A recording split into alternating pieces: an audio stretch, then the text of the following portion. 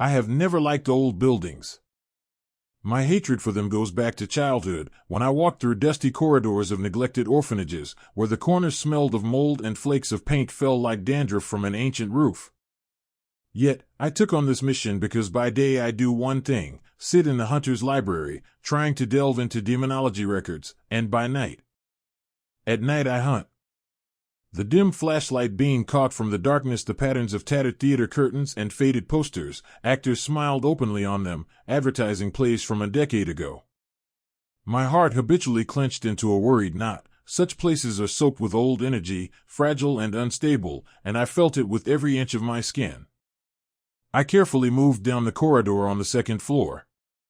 The theater had long been abandoned, but intelligence reported 2 or 3 low-level demons who had taken up residence here and terrorized the surroundings. My supervisor, Chris, sent me to check it out, basically, a rookie assignment. Funny, considering I had already been among the hunters of dark creatures for 3 years. Though my reputation among them wasn't spotless, I don't like following rules, especially when they seem written only to scare people like me. I wore a leather jacket and loose pants, under which knives and magazines with special bullets were conveniently hidden. In the hip holster was my trusty Colt 1911, loaded with silver bullets. Each of them was enchanted with runes hand-drawn by a witch who was once an ally of the hunters. They trusted me with this weapon, though they say my character is not the calmest. Somewhere above, a beam creaked. I froze and looked up. Silence. Nothing. Maybe it was my imagination. Taking a few more steps, I kicked a fallen pipe. A sharp echo rolled through the empty room, and at the same moment, I felt something was here. A chill ran down my spine. I squinted, silently scolding my nerves. Get a grip, Rivy. Debris crunched beneath my feet. I went backstage, my heart pounding faster. It was darker there, and I could only make out bulky silhouettes of decorations, some old 3-meter papier-mâché figures, torn curtains. Suddenly, to my right, something silver flashed. Fragile, like a knife blade caught in the moonlight. I stopped and looked closer. I wanted to just turn the flashlight to full power, but in places like this, a bright beam would only reveal your position to demons. I'm good at close combat, but there was no point in making things worse. I took a few quiet steps forward and froze. On the floor lay a man. His breathing chest rose and fell with difficulty. Probably his rib cage was broken or the ribs seriously damaged. I could see swollen bloodstains on his shirt. The man wore a dark coat, but it was so torn it barely covered his body. Yet that wasn't what made me gasp. Behind him. Wings. In the flickering flashlight light, they looked shining, silver, as if forged by moonlight. And this was no illusion. I saw every curve of the feathers, every smooth outline. Some feathers were broken, some stained with dark, almost black blood. Demons don't have wings. Sometimes they sprout wings of shadow, or flying membranes appear, but that's a different story, dark, sinister, not resembling anything heavenly. And here. Wings, and silver ones at that? I had never seen anything like this before. A faint pulse of demonic energy emanated from the man, but unusually pure. It felt like touching a light breeze instead of the suffocating stench that usually accompanies demonic entities. Instantly, alarm rose within me. Whatever this was, it couldn't be an ordinary creature of darkness. He opened his eyes, dark, almost black, but in their depths shimmered a gleam like a dusting of stardust. For a moment, I lost the ability to speak. Don't. He tried to speak but immediately coughed and spat blood. Don't call. Hunters. My heart beat harder at those words. He knew who I was. Maybe he sensed the hunter's mark, the old tattoo of a key symbol on my wrist. If he was a demon, where did such bright energy come from? And why did he have wings? If you want, kill me, he whispered. But don't. Hand me over. He didn't finish, quieting as if his strength had finally left him. I stood there, looking at his silver wings, at his trembling lips from which blood still seeped, not knowing how to react. My inner voice repeated, "The law says, if you see a demon, destroy it." But the other voice, the one deep inside me, whispered, "This doesn't look like a demonic entity. This is something else entirely. Look how vulnerable he is." I made a choice, not yet understanding how much it would change my life. I approached, bent down to him, and whispered, trying to keep my voice steady, "I won't kill you. At least, not yet." And I switched off the flashlight. Whoever this stranger was, he had only minutes left. I realized that if I left him here, he would die. And I couldn't allow that. Before, I had doubted whether we, the hunters, always acted justly. And this moment became a turning point. Setting aside all the horrors of possible consequences, I took out a spare cloth from my backpack, lifted his torso, and began blotting the blood that oozed out. His eyes no longer opened. He was on the edge. I didn't know his name, only understood that I would never be able to walk away. I didn't wait for dawn. Remembering that the theater had an old service exit through the basement, I carefully dragged the man there, trying not to touch his wounded wings. They were weightless, almost airy, but still felt like something inexplicable in my hands. Blood dripped from them onto the floor, leaving a long dark trail. Inside me grew an inexplicable feeling. I was doing something forbidden. Usually, a hunter must take such a creature to our headquarters for interrogation and subsequent cleansing, which in fact means execution. But I lied to everyone, and most of all to myself, deciding that at the hospital they would take him for a human and help. In the morning, dragging him to my motorcycle, I realized the hospital was not an option. The wings couldn't be hidden. He was still unconscious, and if he woke up surrounded by doctors, they would definitely see him as a monster, or he wouldn't be able to hide his demonic power. I remembered his words, "Don't call the hunters," and a shiver ran through my body. My oath was to eliminate any foul creature or take it to the elders for interrogation.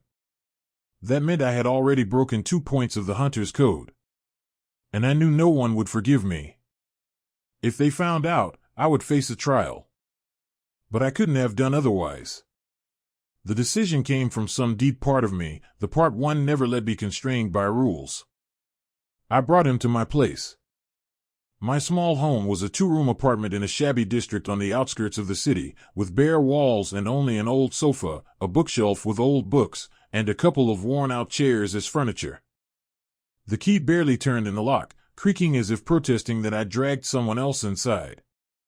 Dragging him into the living room, I laid a clean sheet on the sofa and put a folded jacket under his head. The man regained consciousness for a few seconds when I tried to bandage his chest and took off his shirt. He groaned, blinked, and suddenly opened his eyes. "Where am I?" he whispered, his voice hoarse and muffled. "At my home." I felt foolish, realizing it didn't sound convincing at all. How to explain why a hunter had dragged a demon into her place? But he didn't ask questions. He just grimaced in pain when I wiped his wound with a damp cloth. "Thank you," he exhaled after a few seconds. "I'm not here for that," I muttered, feeling like I was contradicting myself. "I need to understand what you are." But no answer came. He passed out again. I stayed crouched, trying to grasp what was happening. Maybe I had lost my mind. I reached for my backpack, which held some medicines and magical bandages. I had treated light scratches for myself and my comrades before, but how to help a being with unknown anatomy and wings? I wanted to call our healer, but he would have immediately reported to the authorities. After weighing everything, I just closed my eyes and tried to act sensibly, stop the bleeding, clean the wounds, roughly stitch the deep cuts. I touched the wings gently, my hands trembling. Though soaked in blood, their feathers remained beautiful, almost sacred to the touch. By noon, I realized I was dying of exhaustion. Yet I couldn't leave him alone. Every hour, I rushed to check if he was okay. My head was splitting with thoughts. How to explain if someone found out? And what if he woke up and attacked me? After all, he's a demon, albeit a special one. But no. I saw fear and pain in his eyes. And those dark eyes that made my heart flutter. A knock on the door nearly killed me. I jumped and, trying to look natural, went to the hallway. I slightly opened the door and saw our neighbor, an older woman, standing there. She scrutinized me and then asked, "Rivy, what's that noise? Everything okay?" Yeah, I forced a smile. Just dropped a cabinet, yeah. Cleaning up. Ah, got it. Looks like you need someone who can fix furniture. Want me to call my nephew? No, it's fine, Aunt Molly, thanks. I closed the door before she could ask more questions. I sighed with relief. If any of ours, especially hunters, came into this corridor and sensed the unusual energy, I'd be done for. So I had to stay away from everyone. After a couple of hours, he woke up again. His gaze was distant. He nervously propped himself on his elbows, trying to figure out where he was. I sat next to him, trying not to stare too much at his bare torso. It was covered in blood but held some wild beauty. His dark eyes were piercing. You said you wouldn't kill me. For now, he reminded me hoarsely. So, are you still planning to? It depends on what you tell me. Let's start with your name. Asael, he spat out, blinked, and I noticed his breathing becoming irregular. Where are you from? I grabbed a bottle of water and handed it to him. He swallowed, trying to phrase it. I don't know what matters more to you, where or who I am. I'm an outcast. Both angels and demons want me dead. Angels? I couldn't hold back a skeptical chuckle. Don't tell me fairy tales, angels don't chase demons. That's why I'm not a demon, he raised an eyebrow. Or, rather, not entirely. But I feel demonic energy in you. It's part of me. But not my whole essence. I have a favor, could you hide your wings? It's incredibly hard to hide you with those things, I said, pointing to the wings. He smirked. No problem, they seem healed, he said and folded his wings behind his back, making them invisible. At that moment, I realized I was crossing a line. If I revealed who he was, he would be immediately caught and sent for interrogation in our special prison. And here I was, hiding a creature who didn't even fully know who he was, without any report. Yet I stayed with him. Either I'd completely lost my mind or was following some strange inner call. Asael didn't talk much, only occasionally whispering short phrases. His voice sounded like he'd lived countless years and was tired of everything, including his own existence. I was cast out. They don't want me. I betrayed heaven. Yet belong neither to demons. These phrases weighed heavily on my heart. He needed time to recover. And I kept helping him, reminding myself every time that by all moral and official codes I should have turned him in. But inside, a suspicion was growing. Everything we thought about good and evil, angels and demons, might be far more complicated than the hunter's textbooks say. And I've always loved asking uncomfortable questions. When I tried to examine Asael's wounds more closely to understand why they were healing so poorly, I noticed a strange mark on his chest. The symbol was burned into his skin like a peculiar seal, a circle from which wings or rays radiated. At first glance, it resembled a sun symbol, but something about its geometry seemed wrong, distorted. What is this? I asked, lightly touching the contours of the mark with my fingertips. The skin there was hot, as if a fire raged beneath it. He clenched his teeth but did not pull away from my touch. I felt a barely perceptible shiver run through his body. It's a curse, he whispered. I looked at him as if he had said something nonsensical. A curse of what? Love, he repeated in a low voice. Everyone I love dies. I have borne this mark for many centuries. And it's my weakness. If I allow myself to feel love for someone, that someone dies. I was stunned. I had heard many stories about curses, witchcraft spells, black marks on demons, but a curse that destroys all love? And how? How did it appear? Once, he clenched his fists as if recalling a very painful memory. I dared to defy higher powers. I wanted freedom. Freedom and the ability to love, regardless of divine laws. But no one wished for my audacity. Neither heaven nor hell. And when I refused to side with either the light or the dark, they placed this seal on me. Since then, anyone I become attached to dies. It haunts me. He fell silent, and in the ensuing quiet, I thought I heard his spasmodic breaths echoing in my head. Suddenly, I felt uneasy. I remembered reading about a curse of karmic love, mentioned in just a couple of lines in an ancient tome. Back then, I didn't pay it much mind. And now it was right before my eyes, burned into his chest. Once I loved, he continued, almost in a whisper. Immortal. I hoped to find a way to bypass the curse, searched for answers and rituals, hoped someone would save me. But she died, like all the others before her. Because my heart is a trap. That's why I asked you to kill me before I. He stopped, but I guessed what he wanted to say, before I become the cause of someone's death. It was foolish to realize that those words clenched my heart. After all, I'm a hunter.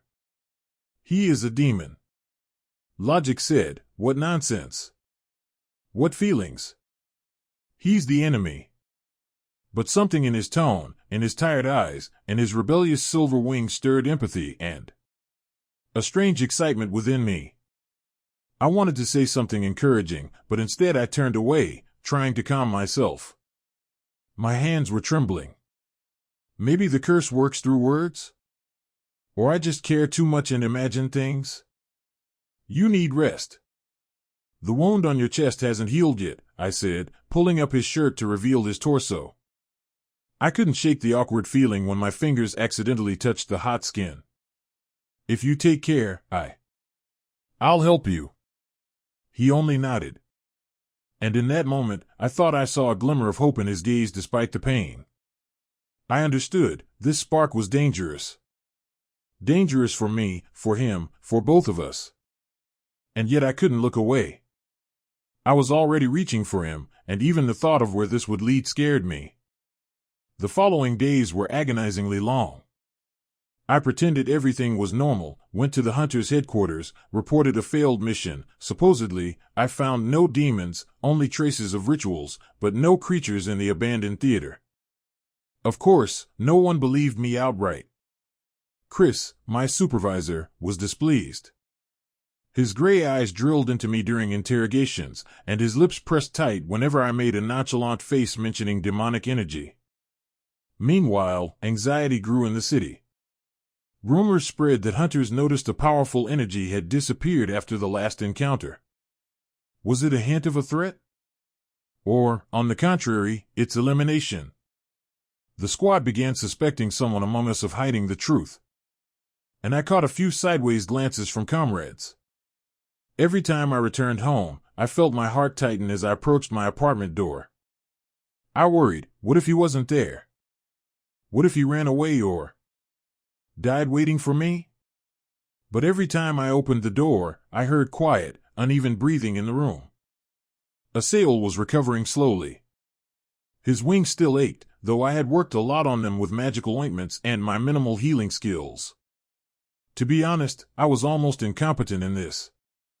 But I helped him as best I could. Tell me, why did you stay? I asked one evening, sitting on the edge of the sofa waiting for him to finish a restorative brew. What do you mean? Well, you could have run away when I left. If you wanted. But you're here.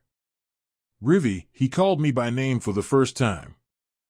Honestly, I shuddered at the unexpected warmth in his voice. I don't want to be the cause of your death. But right now, I'm too weak to fight or flee. I can't activate my power, I need to recover. And what will happen when you recover? Probably I'll leave, he said sadly. It'll be better for you if I disappear. You're a hunter. I am what you're supposed to destroy. Those words felt like my heart slammed against my ribs. I didn't think his leaving would cause such acute pain in me. What the hell? What snapped inside me? Why do I feel this strange pull? Maybe it's my yearning for something greater than the pointless struggle I've lived in all my life. At night, when Assail first stood on his feet after long days of illness, I suggested he stretch a little. We walked through my cramped apartment, and at some point, he leaned against the wall, lowered his head, and said he was tired. I came closer, almost touching his back, trying to encourage him, hang on a little longer. You need to regain your strength. He turned around, and our faces were dangerously close. I felt his breath on my lips, and inside, a spark seemed to ignite. We were so vulnerable, hunter and demon, trapped within four walls, afraid of the outside world. His hand hesitated as it rested on my waist, and I didn't pull away. His warm fingers trembled slightly. We looked into each other's eyes until he leaned down and kissed my neck. A light, almost weightless kiss. I shuddered but stayed still. Can I? He asked, unsure even of his own words. Yes, I answered shortly, closing my eyes.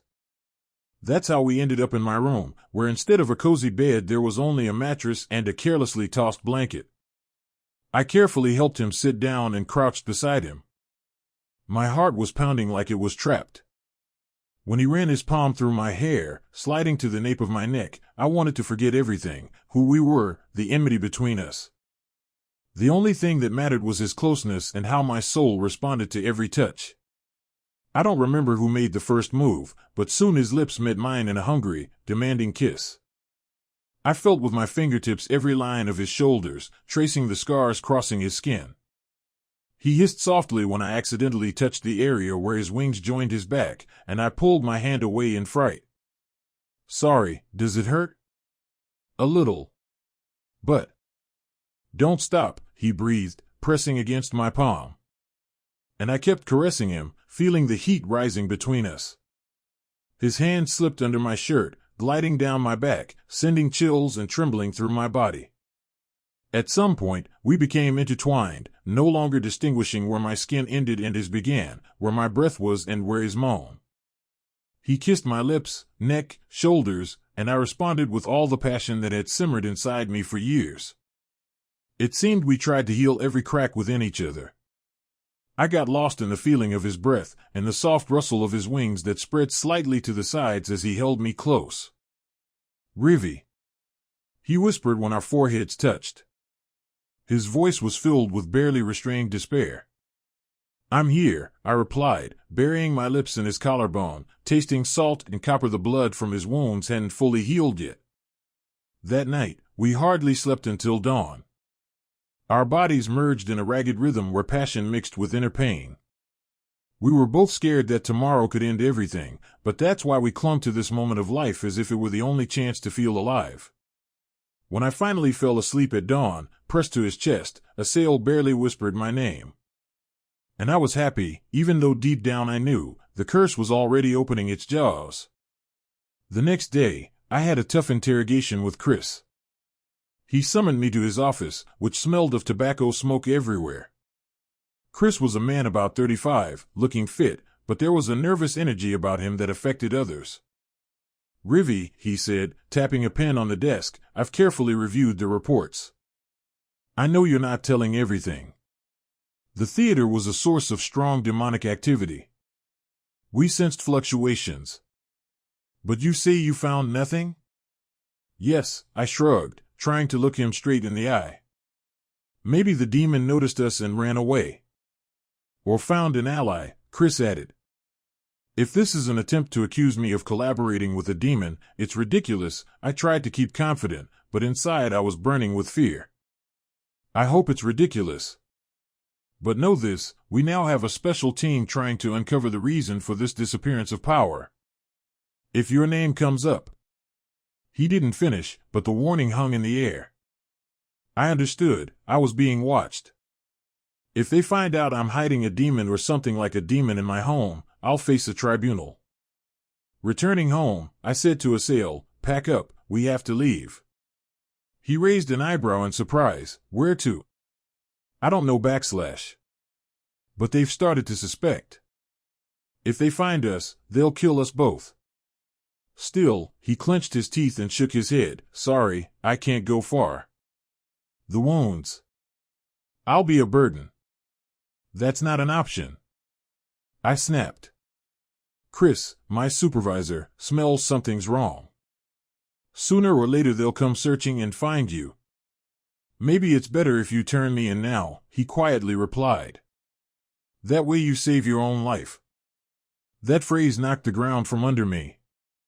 How could he say that so calmly? Did he really not care? "No, damn it!" I exclaimed, feeling heat burn my cheeks. "Don't you understand what's happening? I can't just betray you. I won't do it." He only bowed his head obediently. Suddenly, anger flared inside me, at him, at this world, at all the rules I didn't fit into. I left the room, slammed the door loudly, realizing I was trapped by my own decisions. I hadn't yet called myself a traitor, but I felt I was approaching that line. And I might not be able to stop. The next evening, I returned home exhausted and angry after a tense day filled with interrogations and patrols. As soon as I stepped inside, I heard screams from the living room. Or rather, it was the roar of unstable magic. My door slammed shut with a crash as I saw Asael, standing there in half-torn clothes, surrounded by a shimmering, dangerous haze of energy. "Asael?" I panicked. He didn't even turn around. His wings partially spread, silver power gleaming within them. I felt the air thicken. "Leave," he hissed through clenched teeth. I saw the walls cracking, chunks of plaster fell to the floor, the floorboards bowed as if under the pressure of a hurricane. Pain and rage twisted his face. I realized he was releasing part of his power, and it was slipping out of control. Hey! I stepped closer, raising my hands to show I meant no harm. "What's happening?" I've been having nightmares. Voices. "It's the curse," he hissed, fists clenched until his knuckles turned white. "My magic is spilling out. I'm afraid. I'll destroy everything around me." Something in his voice stabbed me. He wasn't threatening, he was warning. His tension was almost tangible. I took another step, nearly knocked back by a wave of energy rushing through the room. "You have to leave," his dark eyes flashed. "I might lose control. Rivi, leave, if you value your life." But I couldn't abandon him like that. Madness or not, I reached out, struggling against the resisting air. If I couldn't calm him, all this power would burst free, and who knew what would happen to the building, the neighbors, to us. I covered his clenched fist with my palm. For a moment, he jerked as if hit by an electric shock, then raised his voice. "No. Don't touch me." "Shut up," I snapped. "I won't let you destroy everything. This is my home. And I won't let you burn yourself alive." I didn't know what exactly I was doing. But I focused all the inner energy I'd built up fighting demons and directed it to form a kind of shield. I hadn't been strong in magic before, but in extreme moments, surges happened. I pictured wrapping Asael in a soft cocoon, calming his boiling power. Gradually, the roar of the air quieted. I felt his dark light aura pulsate, wavering between anger and despair. When the noise stopped, I caught my breath. We both collapsed to the floor, me on my knees, him nearby, pressing his palm to his cheek. "Why did you?" he began, coughing. "I could have killed you. I swear, I'm very angry right now," I exhaled, lowering my head. "But not enough to let you destroy everything." His fingers still twitched in spasm. He bowed his head weakly, and for the first time since we met, I was truly afraid. Before, I hadn't feared he'd grab me by the throat, rather, I feared he'd just vanish. But now, I saw a real threat. He was wild, ancient, unpredictable. Yet despite the fear, something inside kept me there. We lay on the floor amid crumbling plaster and broken furniture. I trembled, feeling the damage to the apartment but grateful the walls hadn't collapsed entirely. Breathing heavily, Assail lifted his head and cast me a glance full of pain and guilt. "That's right," he said. "This is what I'm good at, destruction." "No," I shook my head, trying to meet his eyes. "You could have destroyed me just now, but you didn't. So it's not that simple." He wanted to say something but closed his eyes, and tears. Yes, I clearly saw a tear roll down his cheek. Hot, burning my soul. I hesitated, then gently touched his shoulder and pulled him close. He didn't push me away. Under my touch, his wild heat cooled slightly. And in that embrace, we seemed frozen in a long, quiet moment. There it was, the irony of fate, a hunter embracing a demon. And yet feeling her own heart tearing toward him. A few days passed. I hastily cleaned up the apartment after the chaos. Assail looked even more broken than before. As if that outburst had drained his last strength. He didn't eat, barely spoke, and often sat with eyes closed, as if listening to voices only he could hear. One evening, I returned from street surveillance, patrolling dark alleys with a partner to distract suspicion from myself. After reporting back to headquarters and coming home, I found Assail sitting on the couch, his wings spread wide. He gripped the edge of a feather that had partly fallen out. He looked lost. I slowly approached and sat down beside him. He didn't pull away. I saw his wings, filled with unsaid pain and sorrow. I wanted to touch the silver feather, and suddenly I reached out and stroked his wings.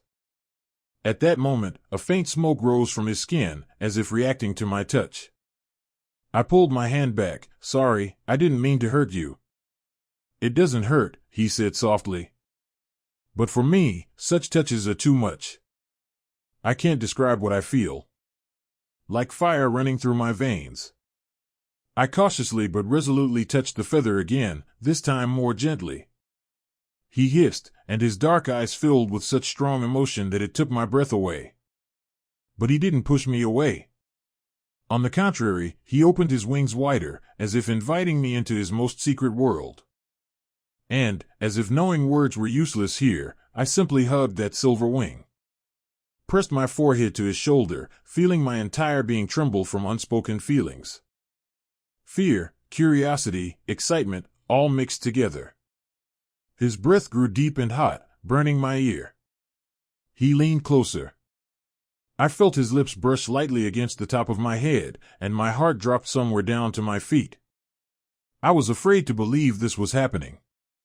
"You're already cursed, you know?" He whispered suddenly, and the hairs on the back of my neck stood up at his low voice. "What?"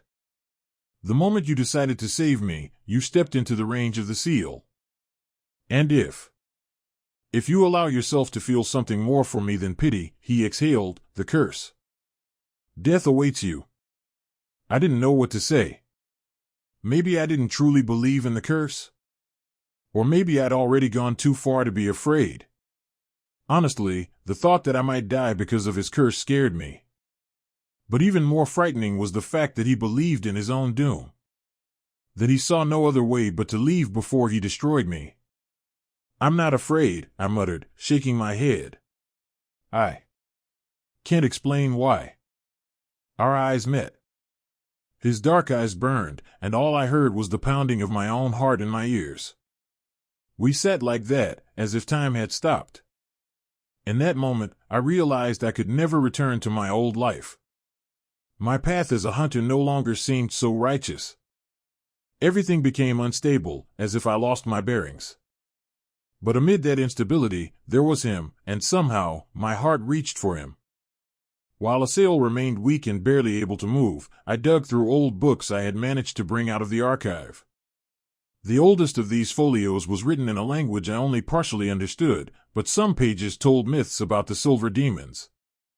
According to these texts, long ago there was a war, a global battle between light and darkness, involving angels, demons, gods, and mortals alike. And some beings, angelic creations, refused to take part in the slaughter, claiming their right to neutrality. They were called silver demons, though the name was misleading. They weren't demons in the full sense. They drew power from both light and dark, born of light but rejecting the commands of the heavenly hierarchy. Everyone hated them because they broke the established order. And so they were destroyed. All but one. I dropped the book and stared at Asael, who sat motionless on my couch, leaning against the backrest. Despair and resignation filled his eyes. "So it's true?" I asked, feeling torn inside. "You're the last of them?" "Yes," he answered quietly. "We never called ourselves silver demons. We were simply of the light, but we refused to obey orders. And we were exterminated as traitors." "Then why do they want to kill you now?" "They fear I will ignite their eternal conflict. A fragment of power remains within me, which I don't want to use. But if it falls into the wrong hands, it could burn the whole world." I bit my lip, feeling my heart pounding. This explained why hunters or whoever else were hunting him so fiercely. This legendary power was described as a remnant of God capable of destroying both heaven and hell if wielded with enough cruelty. "What do you intend to do?" He shrugged hopelessly. "Run from them. Hide." "I'm tired of fighting." He fell silent, unable to continue. I remembered how scared he was to pull away when I touched his wings, and the wild longing in his eyes. What should I do? Kill him, as my duty demands? Turn him in and earn the praise of my superiors? But something inside my chest clenched at the thought. Because I no longer saw a monster. Silver demon. And yet he seemed to me something bright. Even now, seeing him bleeding pain, I knew I could not betray him. I never thought a single day could turn everything upside down. I thought we lived on the same schedule. I left for missions, invented excuses that the mage was still staying with me, and at night sat next to Asael, watching him sleep, studying the curve of his wings when he forgot to fold them, thinking about this ridiculous curse. But one late evening, someone from the hunters suspected something was wrong and followed me home. I noticed the tailing just in time as I crossed the yard. The windows of my apartment were darkened, but if someone sensitive to demonic energy was nearby, things were bad. Anxiety surged inside me. I sprinted up the stairs, burst into the apartment, and slammed the door behind me. Asael watched warily as I, breathing heavily, grabbed his hand without hesitation. "We have to leave." "Someone's here?" "Maybe. They're following us. I feel the danger rising." He didn't argue. He stood up, though moving was still difficult. At that moment, a flash lit up outside the window, and glass shattered in shards. I heard the blast wave of a magical impulse slam against the walls. One of the hunters didn't wait for proof and opened fire. I reacted reflexively, stretched out my hand to put up a protective shield, but the spell was too strong.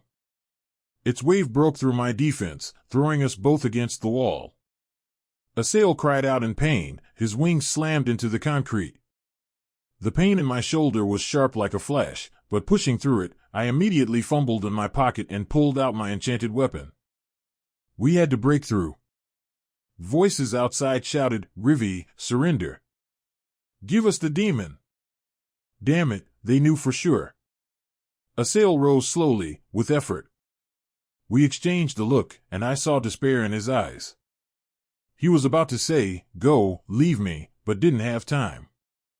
Another ball of blazing energy flew through the window. I fired just in time, neutralizing part of the magic with a silver bullet.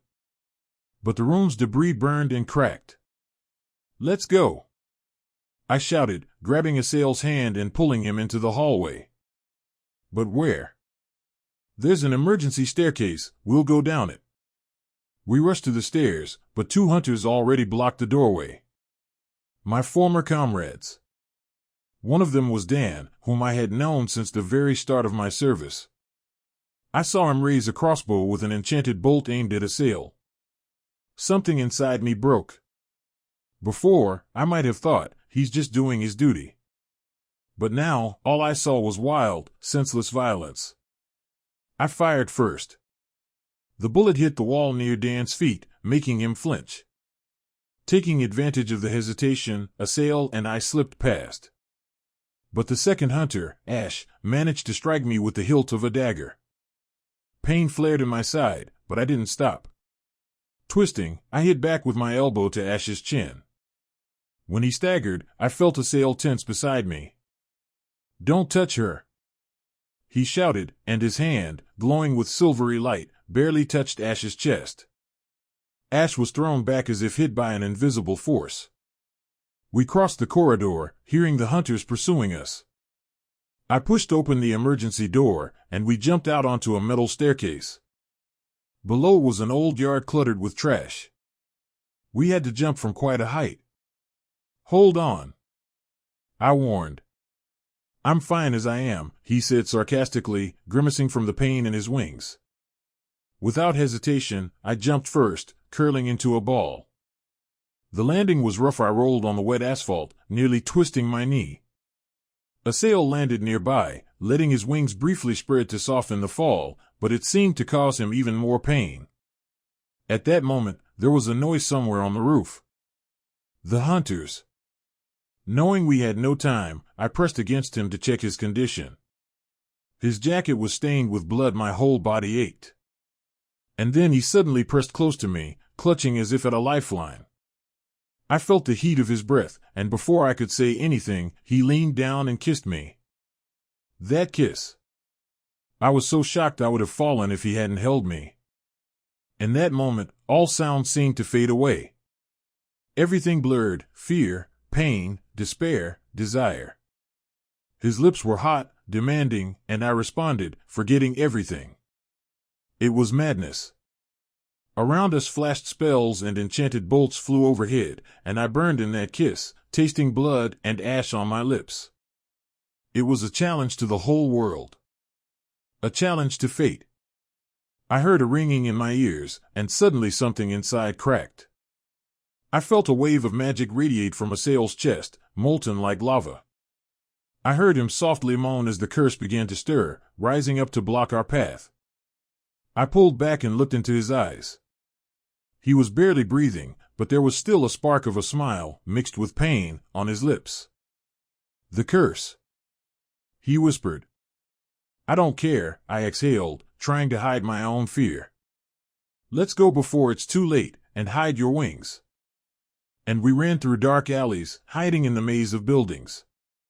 I couldn't imagine what battle awaited us, not just against the hunters, but against fate itself, which promised a divided end. We crawled through abandoned tunnels beneath the city, where old sewers and metro branches once ran. Darkness, cold, and stench reigned there, but there were no active surveillance cameras, and it was harder for the hunters to track us energetically. Asael's magical aura flickered faintly, almost disappearing. Probably his wounds were draining his strength. And yet, they found us. In one of the side tunnels, we ran into a squad of 3 hunters. Among them was my former friend, Maine, a guy I had known for several years. Unlike Dan and Ash, he was much more experienced and dangerous.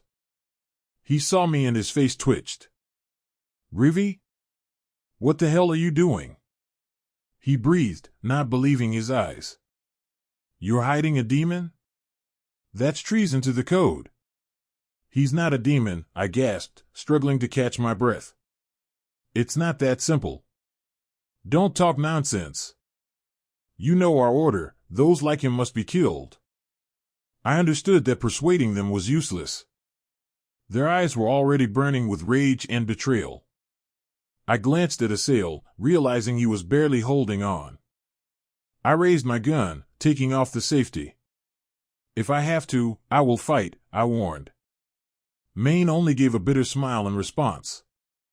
"I never thought you'd come to this, Rivi. We were friends." "Maine, leave," I felt despair rising inside me. Don't make me do this. I can't, he said grimly, raising his crossbow. The code is above everything. I fired at the wall above their heads, trying to stop them without a lethal shot. The bullet ricocheted, stones and dust fell down. One hunter shouted something, trying to cast a spell. Asael, staggering, raised his hand, and a weak silver flash burst from his palm, knocking a hunter off his feet. But Maine kept advancing. At some point, I saw the crossbow bolt flying straight at me. I dodged, but it still grazed my side, the blade's edge cutting in. Pain shot through me, I screamed. Asael immediately, forgetting himself, lunged at Maine, trying to twist his arm. They grappled in hand-to-hand combat. I watched in horror as my old friend and who is he to me? Protector? Demon? Lover? Locked in a deadly struggle. Blood dripped from my side. The remaining hunter, seeing I was wounded, tried to attack. I had to respond. I pulled out a knife and struck his arm sharply. He dropped his weapon and stepped back. But he still managed to slash my leg. I gasped, feeling myself weaken. At that moment, Maine, throwing Asael off, turned to me. I saw fear and anger in his eyes. He aimed his crossbow, preparing to shoot me right in the chest. But before he pulled the trigger, Asael suddenly grabbed his arm, twisted it behind his back, and turned the crossbow towards the other hunter. He fired accidentally, and the bolt hit his comrade in the leg. A cry rang out. Realizing the situation was spiraling out of control, Maine jerked back, pulled out an enchanted dagger. I heard his furious shout, "I won't give you to the demon, Rivi. I'll save you, even if I have to kill him." Everything happened in a flash. Maine threw the dagger at Asael.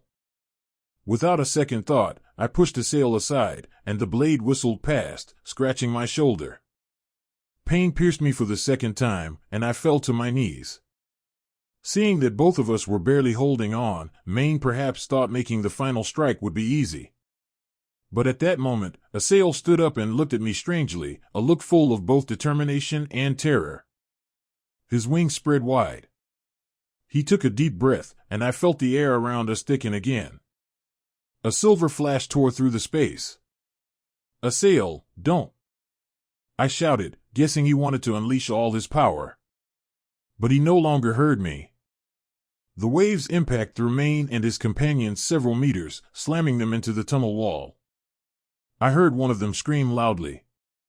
Stones fell from the ceiling, and the tunnel's arch nearly collapsed. This power was too great for the ruined underground. I pressed myself to the floor, shielding my head with my hands. Raising my eyes with effort, I saw Maine writhe in agony, wounded by a fallen beam. His side was pierced by a piece of iron rebar. My heart clenched. He was my friend. And although he wanted to kill me, I couldn't leave him to die. I tried to crawl to him, but Asael grabbed my shoulder. "Leave him. We have to go, or the tunnel will collapse." "But he's my friend. Now he's dangerous. And he'll die himself if we stay and the rubble buries us all." In despair, I lunged toward Maine, casting a quick glance. He was semi-conscious, bleeding heavily. The other hunters also moaned under the debris. I was terrified. But I understood, if we delayed, we'd die with them. I didn't have time to decide anything. Pieces of the vault fell, and a huge boulder blocked the passage. Asael grabbed my hand and led me further down the tunnel. My heart ached at the realization that I might have lost everything: friends, my past life, my squad. But I had no time to mourn. I chose him. We emerged onto the surface under the cover of night. My heart pounded, blood trickled from the wounds inflicted in battle. I glanced at Asael. He looked like the embodiment of deadly exhaustion, but his eyes burned with a strange light. We entered an old warehouse where I had once hidden during a mission. It was damp, dusty, and cold, but at least we could catch our breath. I sat on a wooden crate, trying to bandage my side. Asael approached, kneeling before me. "Let me," he said softly. His hand, warm and gentle, took my wounded leg to treat it. "Listen," I smiled shyly. "We're in bad shape, and you're treating me." "I have nothing to lose," he said, not taking his eyes off the wound. "And you? You gave up everything for me." I wanted to argue, but suddenly realized it was true. I had abandoned my life as a hunter, my friends, my reputation, even the very essence of my work. For him. And why? Because something awoke inside me, something I hadn't felt before: love, compassion, madness. Finishing the wound, he rested his forehead against my shoulder. I heard his ragged breathing. "I can try to remove the curse," he said, catching his breath. "I need to give up all my feelings. If I forget everything that was, all my memories will disappear, along with this connection, this weakness. Then the curse will stop working." "Forget everything?" I shivered. "Including me?" "Yes," he closed his eyes. "That's the only way I know that won't kill you. So maybe it's better to let me." I pressed a finger to his lips, stopping him. "And then what?" "You'll live an empty life, not remembering why or for what you live." "And I? How am I supposed to deal with that?" "You'll live," he whispered. "Your life matters most to me." Tears welled in my eyes, filling my soul with aching pain. I understood he was doing this with the best intentions. But my heart rebelled. I remembered our kiss, our struggle, the heavy path we had walked. Could it all be in vain? "No," I shook my head sharply. "Don't you dare." My voice broke into a whisper. I hugged his head and pressed it to me, feeling him clutch my shirt as if fighting the thought that we'd still have to be separated. At that moment, I was ready for anything just not to let him go. Let the curse consume me if that was fate. But I could not allow him to condemn himself to complete emptiness. That night, the city was shaken by new explosions. It seemed the conflict between the fallen and the hunters had spilled onto the streets. Some demons surfaced, sensing an opportunity to capture Asael and his power. The hunters, having lost some of their fighters and learning of the betrayal, declared they would destroy all suspicious creatures who dared to appear. We saw smoke rising over the city, heard screams and the sounds of magical flashes. It felt like a small apocalypse had begun. People were panicking, the streets were ablaze. I understood everything had reached the point of no return. At some moment, I felt a heavy demonic aura coming from the central square. Looking at Asael, I saw his face turn pale. "They've come for me," he said. "The fallen angels, demons, all who crave my power. What do we do?" "I can't run forever," he whispered. "I have the power. But if I unleash it, I could destroy everything." I squeezed his hand. "You must save those you can." "If I didn't believe in you, I would have given up already." He looked at me with such a gaze that determination sparked inside me. We had to rush into the heart of the battle because the screams and explosions didn't stop. When we reached the central square, there was pure chaos, fire, magic strikes, ruined buildings. Hunters fought fallen demons, including flying creatures and dark mages. I saw one demon hurl a plasma blast at a group of ordinary townspeople trapped under wall debris. Without hesitation, I ran there, firing my Colt. The dark creature howled, but two more rushed at me immediately. Dodging with difficulty, I got hit in the back. But in the next moment, Asael spread his wings, and a dazzling beam of light pierced the demons, turning them to ash. For a moment, everyone froze, stunned by the blinding radiance. This wasn't demonic power, it was something pure, almost angelic. Yet it carried a rebellious energy beyond the heavens. I felt the air spark. "Is he an angel?" Someone from the hunters shouted, confused, lowering their weapon. "No, it's the Silver One. Destroy him." Another voice thundered. A new battle erupted. Some hunters, blinded by rage, charged at us, others turned against the demons. The city was engulfed in smoke and magical flares. Asael unleashed that very power he had been hunted for all his life. I saw him intermittently directing beams at groups of demons, while saving several wounded townsfolk. His wings glowed so brightly I could barely look. He moved as if in a battle trance. "Rivi, don't get distracted," I repeated to myself. Clutching my weapon, I shot those trying to sneak up behind him. At one point, I saw a fallen angel pierce a hunter with a sword, a hunter I had once shared a meal with. My heart stabbed with pity, but I knew there was no time to mourn. We had to fight. After clearing part of the square of demons, Asael was at the limit. I saw him breathing unevenly, his wings trembling. The seal on his chest flared with crimson fire. I realized the curse was reaching its climax. "Go away!" He yelled at me, deflecting another magical arrow. "I can't hold it any longer." But I wasn't going anywhere. Together, we kept cutting through demons and hunters who no longer cared who stood before them. The main thing was to get Asael's strength away safely. In the heat of battle, I heard a crash, a wall collapsed nearby, and a huge metal beam flew toward a group of civilians huddled in the corner of an underground passage. I rushed there, pushing a woman and her child aside, but was caught by falling debris myself. At the last moment, Asael's wings shielded me, softening the blow. We rolled onto the dust-covered asphalt, gasping for air. I looked into his eyes, reflecting the fire's flames and the light of his power. "I won't let this city die," he whispered. "Neither will I," I breathed, struggling to stand. After all, who else but us is ready to take the blow? I knew the next moment would decide everything. I don't remember exactly how we ended up in the middle of the magical storm.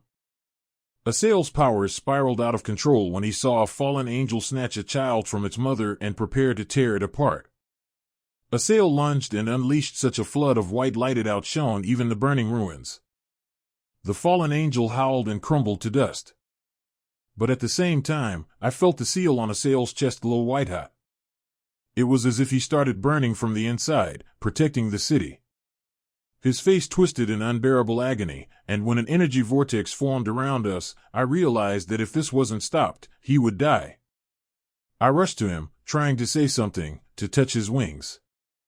But the heat was so unbearable it burned my skin. "Don't come closer!" he screamed, as if in agony. "The curse will destroy me. And everything around." I decided to go all in. I remembered an ancient ritual described in the same books that spoke about the Silver Ones. The ritual to redirect the seal. I didn't fully know if it would work, but there was no choice. Gathering my last strength, I drew a symbol in the air that I remembered from the tome and pressed my palm to Asael's chest, right over the mark.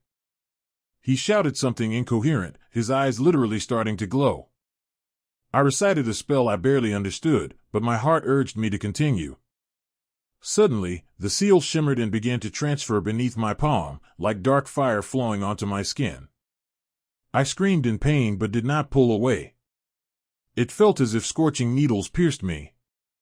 Asael froze, his wings seeming to scatter into particles of light. I couldn't quite grasp what was happening. Pain pierced my bones, I felt the curse seeping into my flesh. And then, darkness. The world vanished in a flash of silver and ash.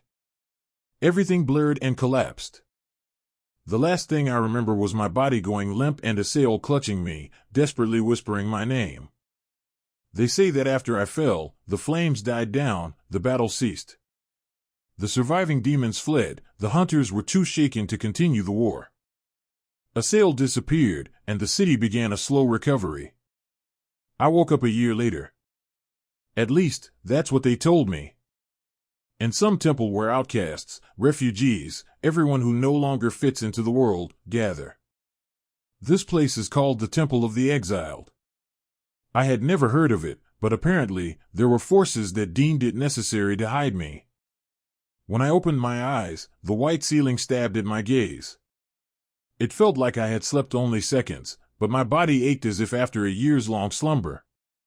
Raising my hand, I saw a mark on my chest, similar to the one a sail had, but now dimmer, cracked as if worn. An old man visited me, saying he found me on the edge of life and death. That the magic of the seal nearly killed me, but somehow stabilized. He said nothing about a sail. I no longer hoped to see him. I believed he was dead. Yet a few days later, I heard someone enter my cell where I lay. I turned and froze. Before me stood a man. Tall, with scarred arms, wearing a simple dark cloak. But I recognized his eyes immediately, silver dark like the moonlit night. The same eyes I once drowned in at the abandoned theater. "Hello," he said softly. His lips trembled in an awkward smile. "A sail?" I couldn't believe my eyes, tears welled up. "You're alive?" "Maybe." He lowered his gaze, frowning. "Sorry, I don't understand what's going on. They said I should come to you, that it's important. They call me your friend? I don't know / I don't remember." My heart broke. "You don't remember me?" I swallowed the lump in my throat. "No," he whispered, guilt weighing down his eyes. "But when I saw you..." Something inside responded. I almost wept from happiness and bitterness at once. Slowly, unsteadily, I got up and approached him. He didn't step back, though he looked embarrassed. We stood just a few steps apart, and all this time he didn't look away. He tried to speak but couldn't find the words. "It's okay," I closed my eyes, letting tears run down my cheeks. "Even if you don't remember, we can start over." For several long seconds, we just stood silently, looking at each other, feeling a strange closeness. He hesitantly reached for my hand and touched it. In that gesture, I felt everything that once connected us: pain, fear, love, hope. A shy smile appeared on his lips, and my heart sang. I glanced over his shoulders. I saw no silver wings, maybe they vanished with his memory. But in his eyes, that same shimmer remained. "You chose me again," I whispered, squeezing his hand. He said nothing. Only pulled me close as if in a silent plea that we never lose each other again. And I stood there, soaked with the feeling that, even though we would now live among the exiled, we still had hope. Maybe the curse hadn't completely gone. I felt its faint echo on my chest. But now I had his silver eyes and the certainty that together, we could figure out how to live on. And no curse could ever tear us apart again. The end? No. This is just a new beginning.